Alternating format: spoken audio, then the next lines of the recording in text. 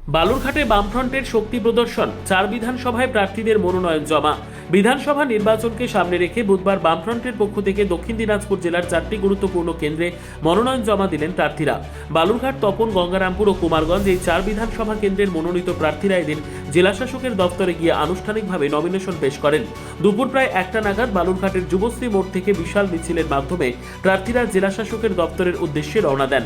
বামফ্রন্ট কর্মী সমর্থকদের উপস্থিতিতে মিছিল ঘিরে তৈরি হয় উৎসব মুখর পরিবেশ। স্লোগান, পতাকার ব্যানারে মুখরিত হয়ে ওঠে গোটা এলাকা। পরে দুপুর 1টা থেকে পৌনে 2টার মধ্যে প্রার্থীরা জেলাশাসকের কার্যালয়ে পৌঁছে মনোনয়ন জমা দেন। জানা গিয়েছে, বালুরঘাট কেন্দ্রে আরএসপি প্রার্থী হিসেবে লড়ছেন অর্ণব চৌধুরী। তপন বিধানসভায় প্রার্থী করা হয়েছে আরএসপির বাপ্পাই হোড়োকে।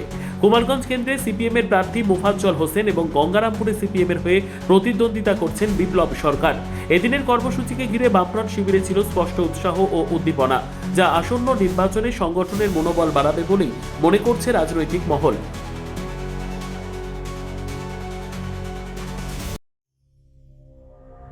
সংবাদটি নিবেদন করছেন স্বস্তিলোক উৎসব ভবন, গঙ্গারামপুর, দক্ষিণ দিনাজপুর। বালুরঘাট, তপন, কুমারগঞ্জ এবং গঙ্গারামপুর আমরা বামফ্রন্টের 4 জন প্রার্থী আজকে মনোনয়ন দিচ্ছি।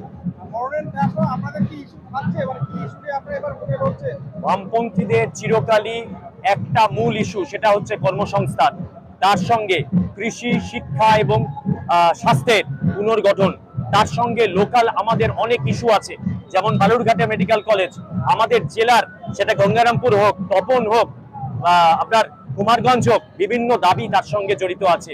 কিন্তু আমাদের এগুলো মূল দাবি, যেমন পরিযায়ী শ্রমিক আজকে কোনো কাজ নেই, অন্য জায়গায় পড়ে আছে। 11 থেকে তৃণমূল রাজ্যে ক্ষমতায় আছে, আর 2014 থেকে কেন্দ্রে ক্ষমতায় আছে।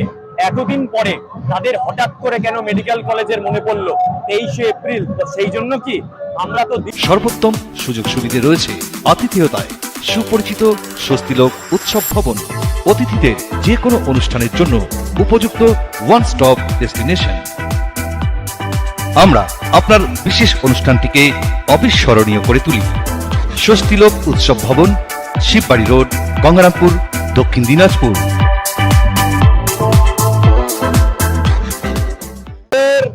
শাসনকালে গোটা বাংলায় যা হচ্ছে, কুমারগঞ্জ তার ব্যতিক্রম না।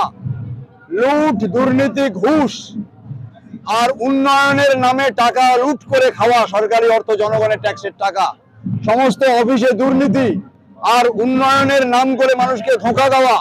আর সবচাইতে বড় কথা, কৃষক যখন তার ফসল বিক্রি করতে যায়, কৃষককে যেভাবে কিষাণ মান্ডিতে ঠকানো হয়, আমাদের যারা অভিভাবক, জনগণের ভোট নিয়ে যারা এমএলএ হয়েছে, মন্ত্রী হয়েছে, তারা তার আওয়াজ শুনতে পায় না, এবং তৃণমূল যথোচিত শিক্ষা পাবে।